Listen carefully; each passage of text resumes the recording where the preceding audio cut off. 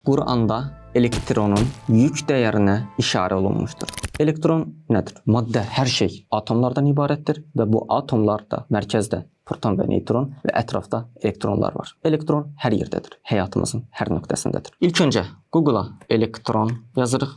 Qarşımıza çıxır elektronun yükü mənfi 1.6021 76634 vur 10 üstü mənfi 19 üzərində 19 vardır. 1.6021 bu hissəsini yadınıza saxlayaq. Quranda elektron hərf ardıcıllığını axtardığımız zaman cəmi bir yerdə qarşımıza çıxır elektron şəklində. Elektron kəlməsi Quranda cəmi bir yerdədir. Nisa surəsində. Nisa surəsinin sonundan etibarən 16021 hərf saydığımız zaman tam olaraq elektron kəlməsinin ortasına gəlib çıxırıq. Hətta bilməyənlər üçün bunu Google Translate şəklini burada verəcəm. Google Translate-ə yazdığımız zaman elektron ərəb dilində S deyə bir hərf var. S və T ortası bir hərfdir. Bu hərfi də ingiliscə avtomatik olaraq TH kimi tərcümə edir. Yəni buradan gördüyünüz kimi Qurandan kopyaladığımız yazını Google Translate-ə atdığımızda elektron yazısını rahatlıqla oxumaq olur. Axtaracağınız 20 milyon kitabdan birində bu cür təsadüf ortaya çıxa bilər. Bu da elmi dildə desək